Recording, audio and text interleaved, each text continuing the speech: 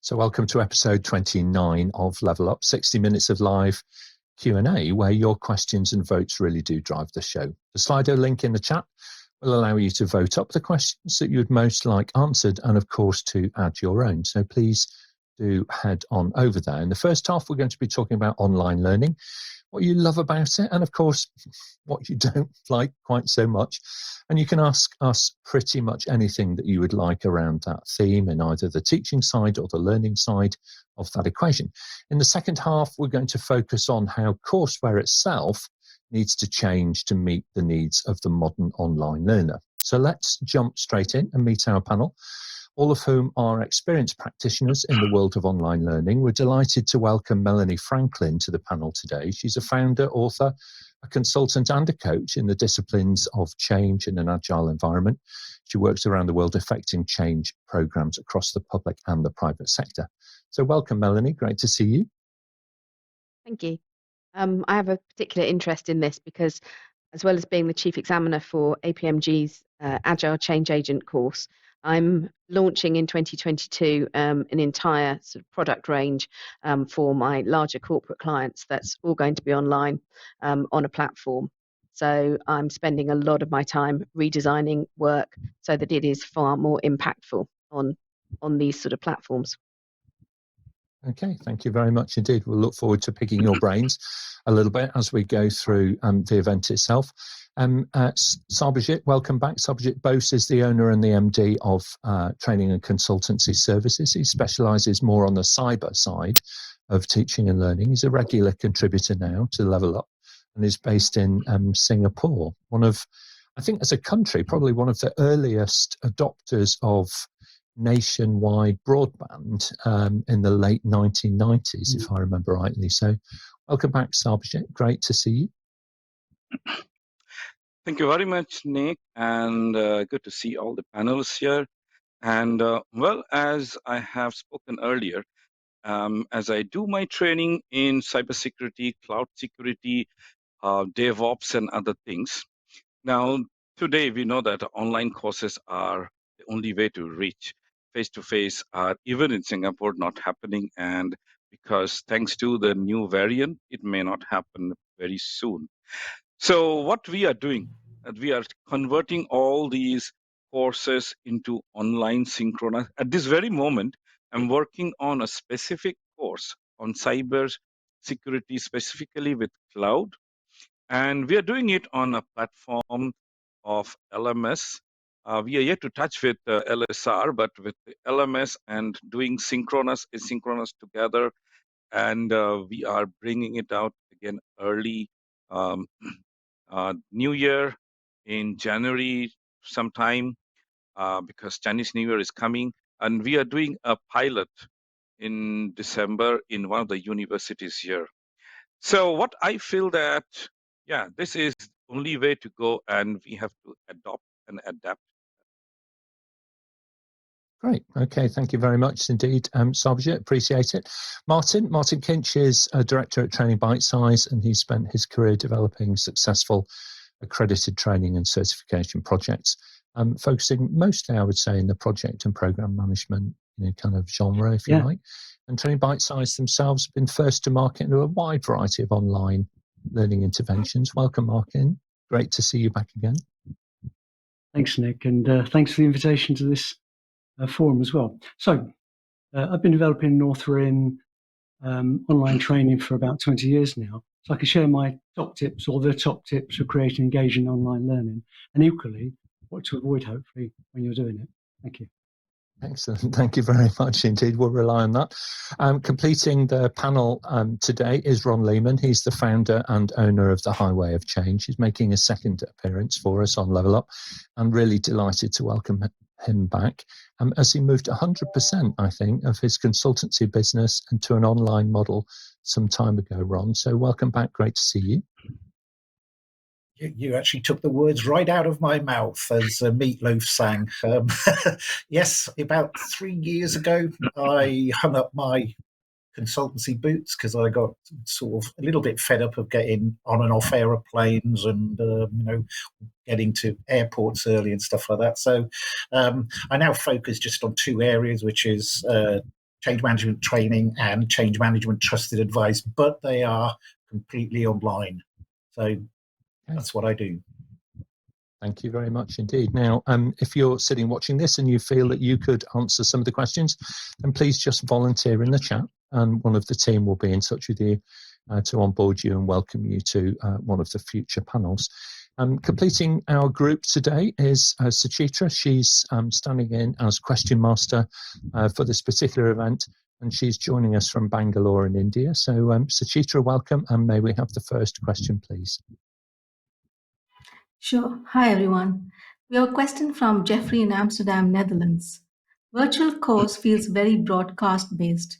What are the best methods of introducing engagement to a class? Okay, Ron and then Sarbojit. Yeah, virtual courses do feel often, and I've done a few broadcast-based, but I think it's more about how the individual delivers what they're delivering. It's more about tone of voice.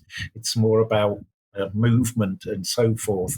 So, all these things help to actually engage the audience, because if you do just deliver in a monotone fashion, it becomes very boring and people switch off.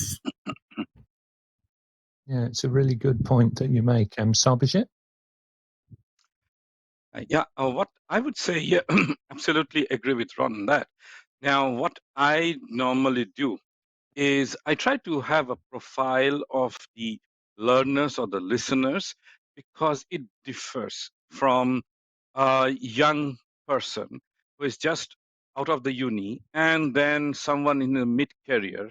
So the objectives differ. So I try to focus and pitch to specific group of people and try to understand their need. I even have trained for elderly people. We have some silver age computing knowledge done by our government. And so there it is completely different than what I do for anyone else. So first thing is you have to engage.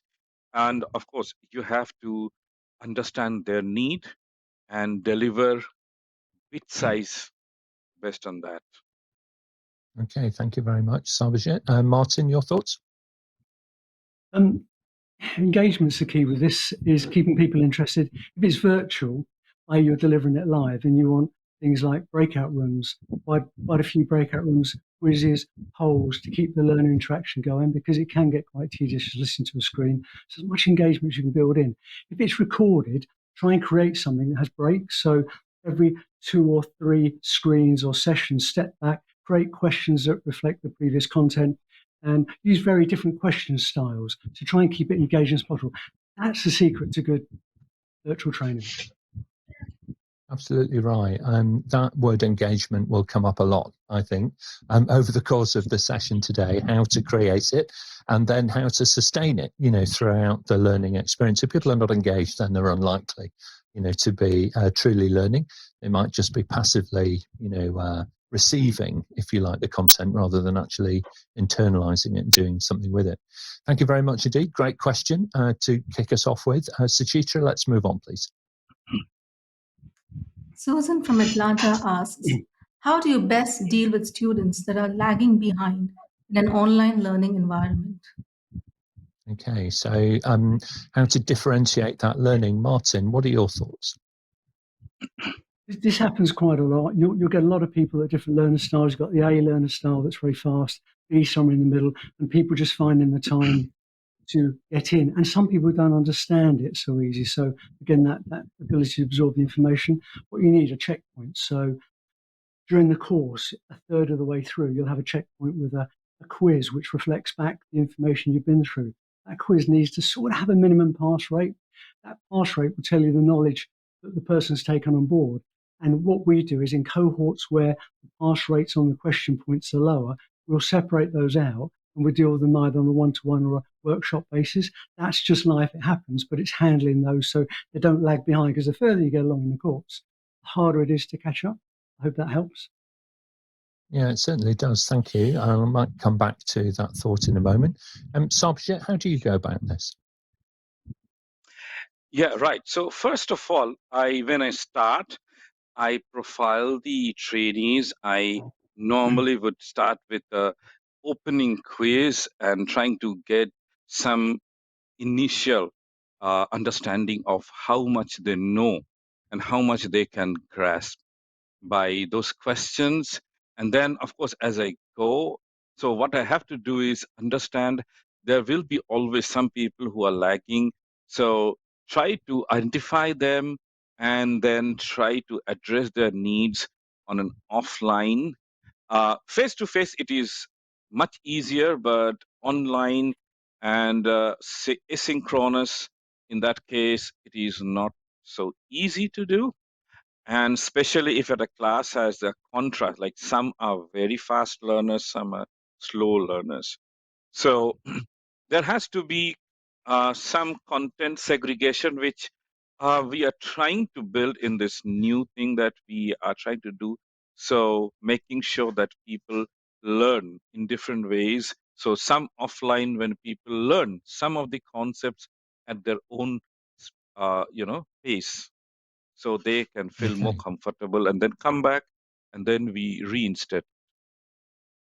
Yeah, absolutely. I mean, I would say that let's kind of separate these two scenarios, because question doesn't state whether the teaching and learning is happening all together at the same time in as a synchronous course, or if it's happening at different times. So I would say that if you're teaching a live event, okay, then prepare in the way in which you would do for a classroom environment. First of all, use all of those different questioning techniques that you have available to you. Have your reinforcement material ready so that you can, assist people in that, and be prepared, during some of the labs and exercises that you're running, for the fast learners, to have differentiated content that you can run in a breakout room online, for those who just need that little bit more, help and encouragement to get the concepts. Once the concepts are there, then the execution can kind of follow and the interpretation can follow. On the recorded versions, we'll come back to that a little bit later with some thoughts on how you might be able to engineer that into the courseware as well. Very good. Thank you very much, Suchitra. Let's move on. We'll take the next question, please. There's a question from Ron Leeman, a panelist. How should you react when it is clear that the person you are talking to, is not listening or paying attention? Okay, Melanie? I think the key thing here, if you look at it from a neuroscientific point of view, is that the best thing we can do is to ask questions. It's no point telling somebody, if you're getting frustrated, that they're not really listening, they're not really engaged, and you can tell that they are playing with their phone, or they're making, they're just not really into what you're saying. It's about asking questions about their own interpretation. What do they think they would use the information for? What situations are they currently experiencing, so they can put it into context? So I think there's something there about how do we engage people by asking questions and getting them to do some of the thinking. It's not a situation where you can just sort of point out that somebody's not listening and thinking that will make the difference. Absolutely right. Thank you very much indeed. Sarbojit, how do you manage this? Oh, well, I train a lot of company-sponsored courses, and there people come because their bosses have asked to, and they have no intention to learn. Not always, but many times. I have students who has been playing guitar as I am teaching. Some are always on phone call. So this thing happens. So one is, yeah, as Melanie says, ask questions. Suddenly ask someone some question to say, hey, what is this thing? Where are we? Or something, and then get back, asking some other people and then get back to them. So you don't make them feel that they are targeted, but yeah, trying to get their thing in attention back, and also stating some house rules to say that, hey, this is what we will expect to do. If not, and then maybe sometimes reinstate that, because people forget.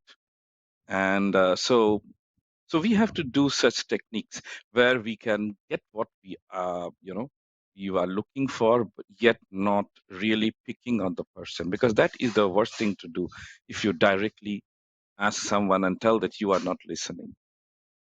Yeah, indeed. It's And the it's person our will role all of totally the cut off. time. Yeah, I agree. I think it's our role all of the time to facilitate the learning, and it's the responsibility of the learner to participate in that. And, if there are other things going on, in their work life or in their private life, that means that they cannot do that, then there's a limit point where, you need to consider, are they disrupting the whole group, or is it unacceptable, kind of behavior, just as you would do in a face-to-face classroom environment. So very good, interesting question. Thank you, Ron. Have you got anything to add to that from your perspective? I was just going to say this is based on personal experience, so I was interested in what the panel was going to say. So the questioning, yes, it's ideal. I've tried that. It's worked sometimes. Other times it hasn't. One of the things I have done and I have used before is just complete silence. So if I can see somebody's actually not, engaging, I just keep quiet. And then what you find is after a few seconds, the silence breaks the thing up. So okay. I keep on trying different things, but questioning, yes, definitely. All right. Okay. Very good. Martyn, finish us off on this. Yes. So if you're doing this, you guys, the comments back from the team are really, really good. But sometimes you'll find if you're in an organisation, you might be delivering the training remotely. You have no access to the students, but you can tell because you've got checkpoints. You can tell they're not engaging. It's really important to have a system to capture that, because you need to report that back up the chain so you can identify people. So rather than saying only 60% of the people finish the course, you can identify at previous points and then suggest further up in reporting those people that perhaps not spending the time on it. And that takes that away to be dealt with by the department head. That's when it's truly remote, but you need some way to manage that. To be able to, manage and measure it. I agree, Martyn, because, sometimes as well, it's not the individual, that what you're seeing, what we're witnessing is a symptom. And the symptom actually comes from, others. Perhaps their team leader or their manager is not, allowing them, the space and the time to be able to participate fully in the learning activity. So really good advice there from a training delivery point of view, and helping team leaders and line managers and so on to join in that learning journey. Very good. Thank you. Suchitra, let's move on. Question from Rebecca in New Orleans, USA. As a teacher, I'm finding delivering virtual classes more challenging than in-person classes. They seem to demand more of my time and are quite frustrating. Does the panel have any tips on how to make this easier? Melanie? I think if we were in the classroom physically, we would be asking our groups to get on with an activity. And we're at the front of the class and we might be looking up some material for the next piece. We might be dealing with some administration of our own work. If we just go back to what it felt like when we were physically in the room, and compare that with the new situation, which is we're sat in front of a camera usually, and we might have a stand-up desk, but usually we're sat in front of the camera and we've got our groups. I think what I'm trying to do is to pace myself in terms of the entire delivery. So if my groups are in breakout rooms, I will sort of get myself organized for the next piece. I will give myself a break away from the screen. I know that if they're in a breakout room for 10 minutes, I might turn to my paperwork and give my eyes a break from looking at the camera. I'll turn off my own camera because I don't want to see myself, because that also can be very tiring on the brain. So I think it's just going back to what we would have done if we were in the classroom, and it wouldn't have been staring at a screen the whole time. And I'm sure that's part of it. I think it's also that it's, as a trainer, it's not just using the breaks of coffee break and lunch break, but it's also using those times when people are in the breakout rooms to actually give ourselves an opportunity to do something else for a moment. I've also found that I do use video content, not because I find that sometimes if I can carefully find a video that can make the same points I would, it gives everybody a break, not just me, but it gives everybody a break from hearing as if it were my opinion. So I regularly, every couple of weeks, I will spend quite a lot of time looking at TED Talks, for example, to find a few minutes out of a TED Talk that might make a point for some of my courseware that I can use, that other people will see a different voice. That will give reflective learners something to reflect on, in that others are saying the same thing. But it also gives me a chance to be the listener rather than the presenter for a moment. And again, it's those sorts of moments that I think break up the whole training delivery.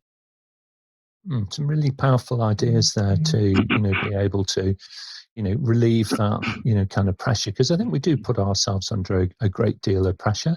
Sarbojit, you're always cool as a cucumber. How do you manage this when you've got lots of people demanding attention all at the same time? Yeah, for Rebecca, I would say the approach of teaching in a virtual class has to be very different from a face-to-face class. In a face-to-face class, we are there physically, you can see and control. But in a virtual class, you are away. You do not have a direct control over the people. So what you have to do is proactively have activities planned and talk less. I would say, because when you said challenging, I would expect that you are doing most of the talking and the other side, they're listening. Now, if I would put myself in the shoes of your learners, I may be feeling very bored of sitting in front of a camera for hours together, perhaps. I don't know. I'm just assuming. And then listening to you. That can be, even with all your charms and all your techniques, can also be not very encouraging from my side. So having short sessions of lecture and more breakout room activities, quizzes, watching videos and things, so that helps a lot. Okay, thank you very much. Very good. Ron and then Martyn. To be honest, obviously I don't have experience as a teacher in a classroom as such, although I've done various events, etc. But I actually don't find that my delivery virtually demands more time than it would if I was doing it in front of a group of people. I'm not sure why that is. If you want me to delve deeper, I don't really know. But I kind of find it's not that much different. So I mean, I don't have any tips on how to make it different because I don't find it different. Okay, thank you, Martyn. We started when we started doing virtual courses. We took a bunch of trainers we worked with that had never done it before. And I've got to be honest with you, the first couple were probably quite painful because we sort of started to understand how to do it and make it. The two things, as I say to you, to take away are engagement. It's engagement, engagement, engagement, and just keep experiment. Do not be afraid to experiment, and you will find things that work for you. So engage, experiment, and you will find the right balance. I hope that helps. Yeah, I'm sure that it does. The thing that I would say is that you forget how terrifying it was the very first time you led a face-to-face class on your own, because after a while you kind of get really comfortable with that, and you know the tools and the techniques around classroom management, how to differentiate, the levels for different groups within the classroom itself, how to use, overhead and directive questioning techniques and so on. Now, a lot of it feels overwhelming at first because it's coming through, the single medium of working remotely and having a little interface, to be able to go through, whether it's Zoom or Teams or whatever teaching platform you're actually using, But after a while, you can kind of set some expectations up front as you would do face to face, and then it becomes a little bit more comfortable over time. And being prepared and engaging people, as Martyn said and the other panelists have mentioned, is absolutely the key to success. And then you won't feel quite so sort of stressed. So good luck with all of that, Rebecca. I hope that helps out. Suchitra, we'll take one more question and then we'll move on to the focus topic. Question from Nick in Wokingham, UK. What tips does the panel have for managing hybrid classrooms where some people are in person and some join remotely? Okay, Martyn, please. You'll have some interesting tips. There's some really good people on the panel who've done this. We've done it, and the model is quite common now. We think the model moving forward will be people dialing in and people in the classroom. So we've come up with multi-TV, multi-camera things. We think it's really important that the people that are dialing in can see the people in the classroom. by their face. So they've got a forward-facing camera. It's really important they can see the trainer. So you have a back-facing camera. You have to have microphones, so the virtual people are in the classroom. They can hear the questions being discussed, and speakers, so they can talk and be heard within a group. So it's really down to technology, but we've got it working and it works really well, and we're very happy with it. So yeah, it's just that balance of technology to make it work. I hope that helps. Great question, Nick, by the way. Okay, thank you, Martyn. It's kind of an area of super interest for so many people at the moment. Melanie, what are your thoughts on this? How would you make it work? Well, I'm at the other end of the scale where I've seen it as a car crash. And I think Martyn's right. It is the technology is the issue, because otherwise there is a disparity. And I think the biggest disparity is that if you have some people in the same room together, they will naturally form bonds. They will naturally talk and chat with each other. You've got to give people who are dialing in parity. I think Martyn's at cutting edge, really, coming up with an answer, to be fair. Because I think very few organisations have done that or given it any consideration, Martyn. I just don't think they're there yet.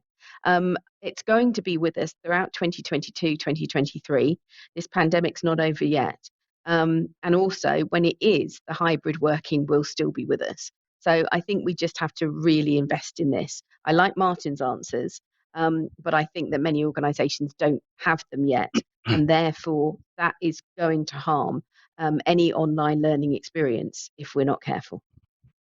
I think you're both absolutely right and proper to be able to illustrate the gulf that is out there right now.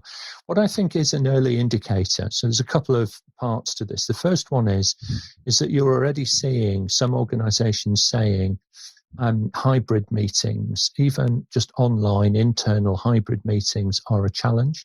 And so therefore they've got people going into the office, and for certain meetings, everybody is then joining via Zoom from their desk, and that's quite an admission that says they haven't figured out how to do a hybrid meeting, never mind hybrid learning. So the second part on the technology side is, Martyn, I think that's really forward looking, to think about that experience for each of the learners, both in the classroom and also those who are joining remotely.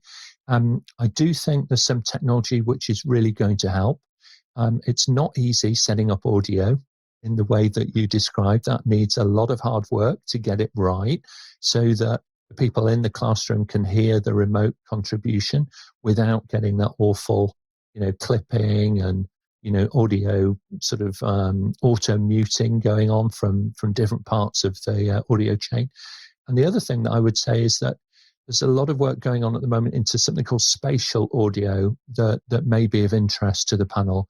So if you go online and watch some of the Apple keynotes around different products, or just research spatial audio, I think this could be hugely helpful in a hybrid classroom, because you can actually have remote people and physically present people appearing in the audio stream in the position that you lay it out in the classroom. So that could be super useful for you as well, just to consider that.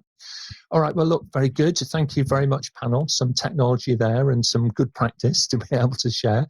Let's change gear now, and I'll invite Melanie to join me for the focus topic. For those of you who are in Slido, just click on the little focus topic tab, and then you can add your questions for Melanie and the rest of the panel there. Now, it's a real skill to be able to take a method or a framework and break it down into a syllabus that delivers learning objectives in a manner that both brings the subject to life and also is engaging for the learner, creating courseware that really does drive engagement in the learning process and that's built upon sound pedagogical principles, requires both creativity and real discipline. So Melanie, as your business has grown, and it has done fantastically in parallel with the constraint of the pandemic, how's your course development and delivery changed to make the most of teaching and learning online? I think I've done over 400 events since the pandemic started. And I think I found that the most important thing is that people are a little bit like the teacher who asked a question about how tiring it was on Zoom. People are looking for real answers, practical, solutions.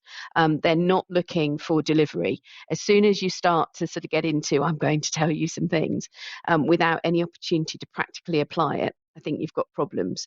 People are overwhelmed by back-to-back meetings. So I think I've had people come to me and who are very, very hesitant about going on any kind of online learning because they've had enough of online meetings. And we have to set ourselves up as this is a curated experience where we look after you and we empathize with the experience you're having. And we're going to make it interactive. We're going to make it practical. We're going to give you an opportunity to do things in small bite sizes where you can actually use it. You can come back and tell us how you've used it, how you've applied it to your own work, share those stories with people. So it's all about, you said at the start, it's all about engagement. It is. It's engagement is interactivity. But probably the thing that I'm seeing most is, and the demand for most is practical application. That's cutting through everything. And to be honest, as we go back more into part classroom, part virtual, that demand hasn't changed either. Practical application, because I think people are just so overwhelmed and so busy with the amount of pressures on them already. Yeah, I'll come back to that fatigue in a few moments. But before we kind of go into that a little bit further, what would you say are the priorities that learners have when they're joining, your online events? I think the first thing is there's nerves to start with. They're a little bit nervous about technology, perhaps. They are nervous about, are they going to get the networking? Are they going to get the relationship building that they would have got in the classroom? And I think that is something, again, it's that empathetic experience. So making sure that I do create that really powerful group feeling that we're all in this together. So I think we have to set aside time for socialization. And I think too often meetings don't allow for that. It is of concern because, of course, people want to get on with the material as well. So you have to strike a balance. But socialization and building a team as soon as possible, I think, is probably the first trick to making people feel comfortable. I think there's something else, though, that I've noticed, which is around getting people in the right headspace for this. There's something about personal responsibility that I've really noticed, particularly as I was doing some physical face-to-face work a few weeks ago. And then the rest of the time it's been online. Is the advantages of being online is that I am not responsible for people's seating arrangements, whether the room is too hot or too cold, or whether or not they've, sorting out whether they got their stationery. I don't miss any of that. But the flip side of it is that I think we have to sort of get people into the right space and go, have you got everything that you need around you? Are you ready for this? Have you put your phone away? Have you put your out of office on? There are some things I think that we can help people to really just focus for a moment and go, yeah, I'm in a classroom now, because they have lost that. I open the door, they walk in, they see other people, they put their bags down and they start chatting with people. So if you go back to that, you wouldn't have had people just standing there, would you, with their phone, ignoring everybody else and just doing their emails. You wouldn't do that in the classroom. So how do we create that kind of experience where perhaps we have to be a bit more explicit about those social norms and those social expectations, and recognize it is a social event, it's social learning. I absolutely agree. And, and in the role of the facilitator, the leader of the learning, it's important that we set that environment up, from the outset and set those expectations and then also manage them kind of as we go. I wanted to return to the Zoom fatigue thing. I think there are, two principal things that you can do straight away to reduce that impact on people. Firstly, improve your audio. Use a proper microphone. It makes an enormous difference for people listening to you through the day if you are delivering high quality audio to them throughout the course delivery. So that would be my plea as somebody that's sat in on a lot of, short events over the last few years. is generally the audio quality is absolutely diabolical, and there's no excuse for it anymore. It's not the beginning of the pandemic. We are around about halfway through, so it's plenty of time now to go and talk to Father Christmas or whoever is going to gift you and get yourself a decent audio setup. So that was the first thing. The second thing is just banish all of those virtual backgrounds, get rid of them. They don't help. What they cause is a lot of work for your brain as they try to figure out where has the instructor's ears disappeared to as you kind of lean backwards and forwards, and they restrict your movement hugely. So I would say do those two things and you'll help your learners tremendously. It's really simple things that we can all do. All right, let's move on a little bit. So let's talk now about authoring and designing the courseware, if you like, from the ground up. So we're now thinking about authoring content for delivery online. What are the implications, do you feel, for that kind of architecture, if you like, of the courseware design and development? Well, I think the first thing is, if you go on, instead of being the trainer for a moment, if you're going into various Zoom meetings, and I'm often in the boardroom of other organizations, and I'm sitting in a board meeting and I'm watching other people's presentations, and the real learning point for me has been that actually you need to up the size of font, the size of diagrams, because often we're peering down a small screen and we're sort of looking at it and what's that? Because when people share their screens, of course, it's not that great. And often a lot of people who are sharing their screens aren't actually sharing it on presentation mode. So there is something in there about, first of all, size and scale. The second thing, very practically, but you have to be very clear about the story you're telling. What's the flow? What's the order of it? And I think sometimes you have to explicitly share that so that people can follow along with you.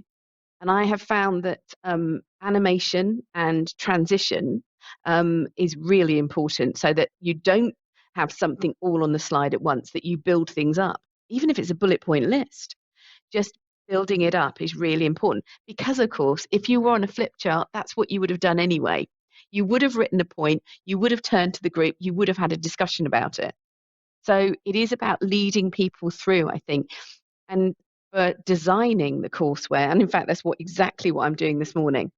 Not only am I designing the running order, which I must have changed quite a few times already today, but it's also, I'm making the links between, all right, I'm saying this point, but about 5 points later, it connects to another point. And actually, I'm drawing a diagram here, which shows people how I'm saying this. And when I get to the next point, I'll say, and obviously an input is something we've talked about earlier, just being really explicit, again, about the journey and how everything fits together. I think what you have to think of when you're designing this in this environment now is that it's a jigsaw puzzle and we're putting up each of the pieces, but everybody at home doesn't have the picture on the box. So you're having to think about giving each person a picture, a little piece, but put it into the context of that bigger picture. Just even though they haven't got the bigger picture, you're going to have to give them that. And that, I think, is the real challenge. Thank you very much indeed. So last question now. So we've produced the courseware and we've either put it into a method that people can learn on their own at their own pace, or we're delivering it kind of live, if you like, over the internet. Following up from that then afterwards, how effective in your experience can offering online mentoring and coaching be in helping people to apply what they've learned and implement some of the frameworks or the behavioral changes or the new ways of working that you've worked on together? I think it's essential that you have something. I don't always do one-to-one coaching or mentoring straight after. It might be a group session. But the key thing in terms of learning is that it's about somebody expressing how they have learned it and how they have used it, which is how they make sense of it. So if you don't give them that opportunity to come back, if they've been studying for 5 hours over a period of weeks, and then you don't give them the opportunity to share not only with you, but also with other people and hear how other people have been using it, then you've missed out on a massive part of the experience of learning. Because actually, I'm not sure it is learning. I think it's reading. They've been reading up until that point. Learning is an active process. Learning is a social process. And if you don't give people the opportunity to talk it through and to ask questions, then you're missing out. But that said, I think Absolutely. blended learning rather than one-to-one coaching, the reason to have one-to-one coaching, which is going to be very much more expensive in terms of time and energy, is because they've got a unique situation that actually just one-to-one between us would be a good reason to do that. If it's very confidential, if it's about restructuring their organization, then I'll do it. But the rest of the time, I would much rather they were in a group so that the learning isn't just from me, it's from everybody else as well, who's actually been on a similar journey. But whatever else happens, however online the experience is, and there were some questions earlier on in this session that I don't think we got to about it not being a great experience. But I think if you're learning alone, make sure that you've got an option to how can I keep in touch with that person who was giving me the information. So there's an opportunity for two-way. Okay, thank you very much indeed. Thank you, Melanie. It's been really interesting, and appreciate you giving us a bit of a deeper dive into the art of authoring courseware for an online environment. Let's move back then to the panel. Suchitra, I can see we've got quite a lot of questions around this topic, so let's go with the first question, please. Question from Jeffrey in Amsterdam, Netherlands. I have bought a number of e-learning classes over the years, and most of them were very boring, making it hard to work through the content. Now that I'm developing my own e-learning courses, can the panel recommend some techniques to make e-learning more interesting? Okay, well, I think one of them is awareness, so well done, Jeffrey, for that. Sarbojit first, and then Martyn. Hi. So Jeffrey, what you need to do, as we talked earlier, the key to an e-learning is engaging the person or the people to whom you're delivering. So to do that, you must first know a little bit about themselves and what they are actually wanting to learn. You must have a clear learning objective defined and have that built into the course. Then use different techniques of engaging them, not just only lecture, use pictures, use small clips, videos, use any kind of small, some kind of a graphics, things that helps. Plus, have some of those things where breakout rooms can happen, where people can interact, and you mostly have to take the point of how they can get the learning through their work and give them the opportunity to do so. Now, in one Okay. of my trainings when I started, I was talking too much and things were not happening. So I changed gear and I did experiment and it worked out. I created a few activities where people have to not just see and learn, but in a scenario created at the work, they will have to see how they can apply it. And when they do that, the learning happens. Then at the end of the class, when I say, how was your learning? Did you achieve your learning objective? Then they say, oh yeah, now I can bring it back to my work. So passing the certification or some exam is not the big deal, but how can I use it at work? So that is the Okay, thing thank you. people are looking at, and we have to give them the chance. Thank you very much. Briefly, Martyn. I'll be very brief on this because a lot of questions. A good question, Jeffrey. So very quickly, when you pick your subject, ensure the demand is what you want. It's not just your subject. There's a demand for it. Try and create a syllabus so you have a starting point. If you don't have a syllabus, then it's very difficult to create a structure. Storyboard that. What does it look like? What do the screens look like? How's the structure and flow good? And within that, build in the engagement. Create the scripts, have the engagement as part of that. Develop the software what you want. But keep to the subject. Two things that happen a lot in courses are perfectionist loop, where you just keep going on and on and on at it, trying to make it better and better. There comes a point where it's fine. Get it out there, have a change log, record things in the change log. So don't get in the perfectionist loop, and don't get in the user feedback loop, which is one where people keep saying, you have this, you have that. So yeah, syllabus, storyboard, design, keep it simple and get it out there. That's really, really top advice, Martyn. Thank you very much indeed. Suchitra, let's press on. Question from Jan Van Delsen. Online learning is great for scaling up, consistency of your message, and personalization. Do you feel that trainers use the available adaptive technology enough to deliver training? Personally, I would say no. In general terms, I would really doubt that most trainers are truly embracing adaptive technologies. Melanie, your thoughts? I like what you said earlier on about we're probably about halfway through the pandemic, because I do think that there was the immediate knee-jerk reaction to moving to online platforms like Zoom. My clients use Zoom, they use Teams, they use Google Hangouts. But actually using more sophisticated technology that's more deliberately designed for collaboration and online learning is something that perhaps as trainers we're not investing in enough yet. I think I've made that decision and that move. I mean, what was really important was seeing that Zoom was a good place to be for certain things, but not for everything. But it does require. It means I have to go back to school. It means I have to go back and learn something that I hadn't learned before. And it's a recognition, perhaps, as with any change, that we have to baseline that the world's moved on, and that my old skills, which worked very, very well in the classroom, need to be tuned up. So it requires being humble, basically, and not thinking that just because I used to be able to do something in this new world, it translates brilliantly. That actually we need to be far more, I think, technologically engaged than we are. I mean, somebody else asked a question about how do you handle the technical problems of your learners. I think we have to be aware of what the technical issues are. I think we have to be aware of what the experience of the learning's like. We have to be thinking all the time about the better experience we can give. But I think it starts with that piece which says, you know what, the world's changed. We've actually got a new baseline. We've got new customer expectations, and really asking yourself the question, if you're a trainer, am I meeting those? And if not, be prepared to invest in some more learning. Thank you.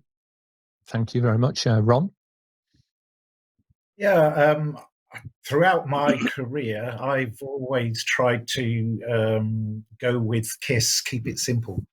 And I use a very simple process. I've just got a couple of ear buttons, and I use either Zoom, I use either WebEx or Teams or whatever the client wants to use. Okay, and I use my laptop. What's it called? You can see me through Camera. Sorry. Camera. Yeah. So that's it. Breakout rooms, stuff like that. I try and keep away from, because what I think it does is just it complicates the learning process. And what you're trying to do, the word engagement has been used many times. You're trying to engage with people. So if you're trying to fiddle around with new technology that you may not be completely happy with, you're detracting from what you're trying to deliver. And for me, I want to deliver something that's simple, practical, understandable. Yeah? So that's my view. Understand, and I think you're right to highlight that, you know, a big element of this is about understanding and then trying things out, being iterative, to Martyn's point, getting it out there, seeing what happens with it, and so on. You know, getting that feedback and considering whether or not, you know, things then need to adapt and change. Martyn, your thoughts, and then we'll move on. Very, very quickly. What we find is actually, if you step back, if this is the technology loop, get my hands on the screen, if this is the bad bit and this is the great bit, most organizations that have delivery, Melanie hit on this, are in the middle bit. So there is an awful lot of technology out there, but in the end, you have to adapt to your learners.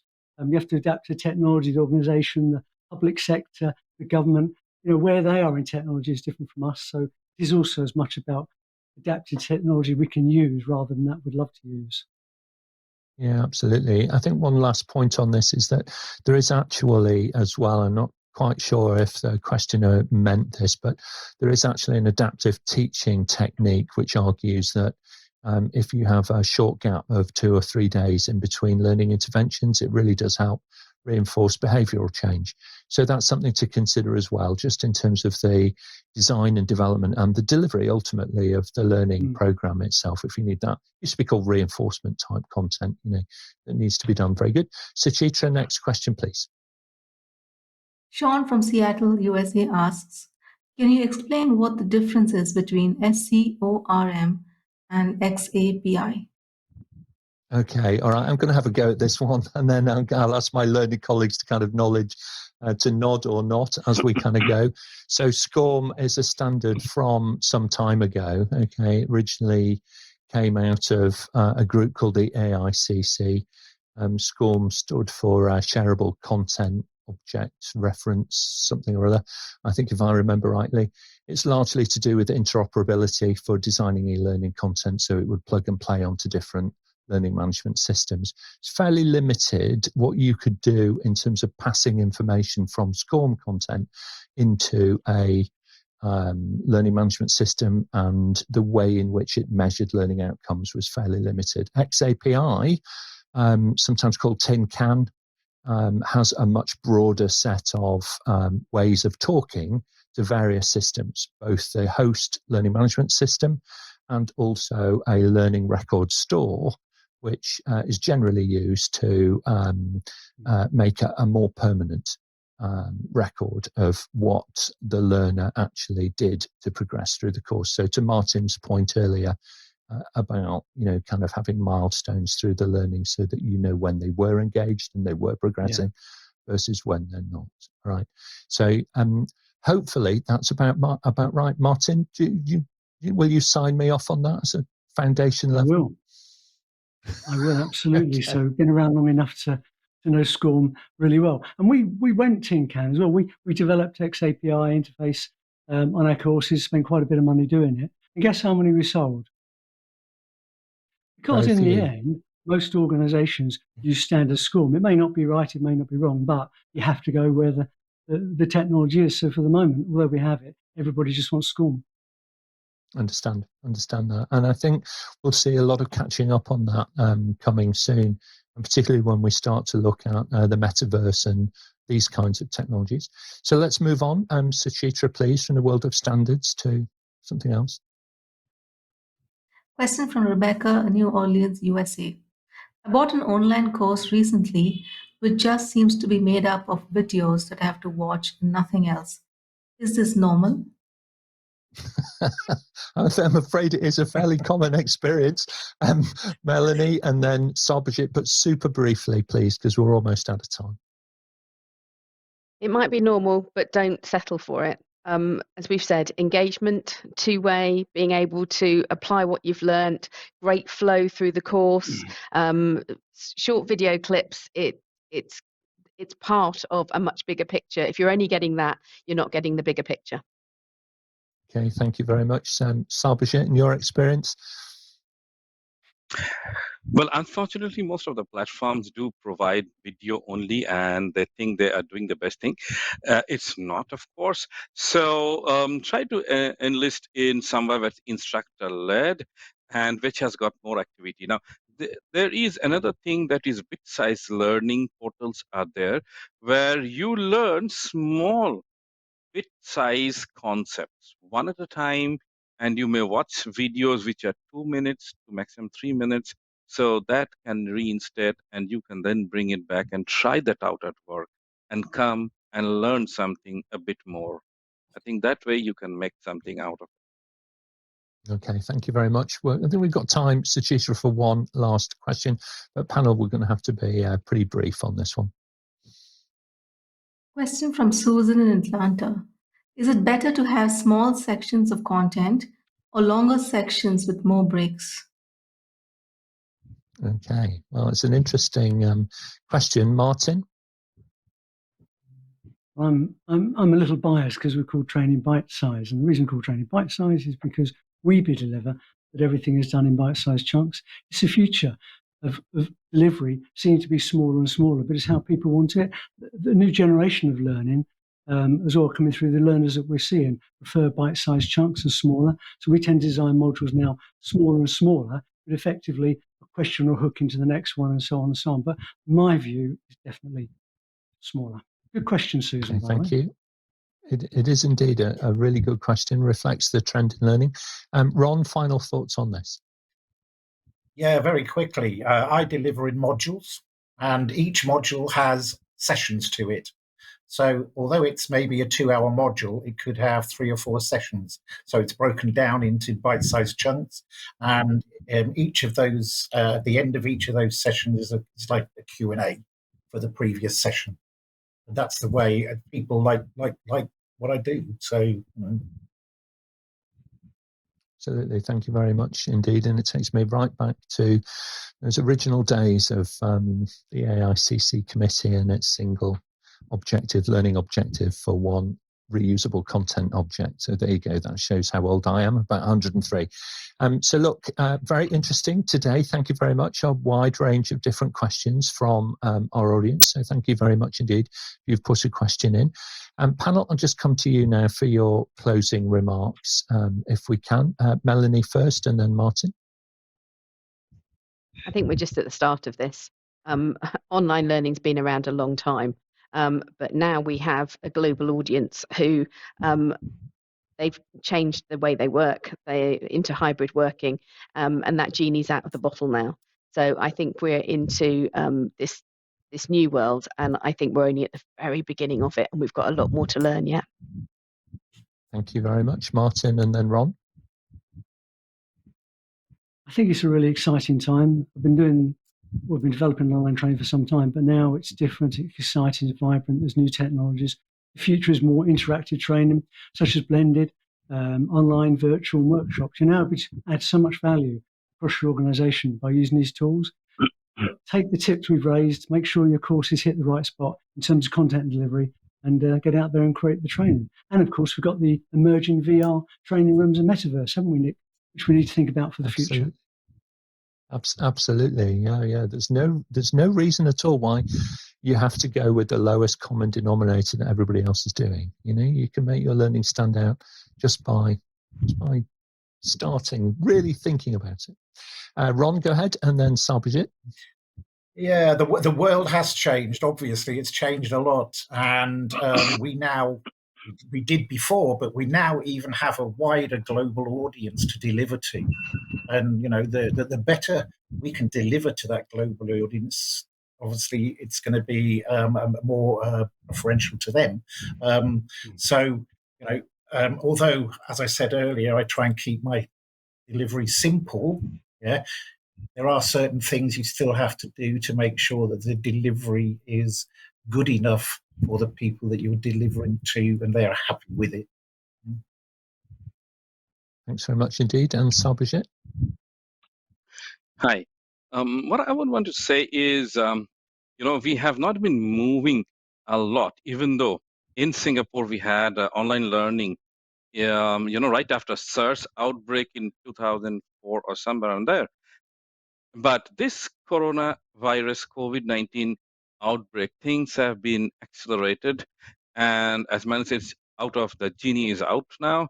And just like digital transformation in corporates was also, you know, triggered by this virus, I think in education it's happening the same. And the important thing is experiential learning. People need to experience something. Otherwise learning is not happening. So technology has to be included in a big way. Absolutely right. Thank you. Suchitra, we've had an exciting and quite interesting, you know, journey on this particular session. Your thoughts, please. Absolutely, Nick. It's been great to hear everybody's thoughts. And I agree, online learning and e-learning is here to stay, and there's a lot more to go. So it's been a great session, and thank you to the panel. Okay, thank you very much indeed for handling all of the questions. Great job, everybody on our panel today. Thank you very much. Now, if you're watching and you're getting value from our content, please do like the video, subscribe to the YouTube channel and ring the little bell so that you're notified when we go live next Monday. On the 6th of December, which is next week, at 8 a.m. GMT, we'll be exploring the role of the Agile Business Analyst as we take another look at project and program management. Later on in the same day at 1 p.m. GMT, we'll leap into leadership, what makes a good leader, how to become one, and how to lead in an agile environment. Subscribe to the show and we'll send you a personal summary of what's coming up and how you can join us here on the panel and level up your career with APMG. Thanks very much, everybody. We'll see you next time.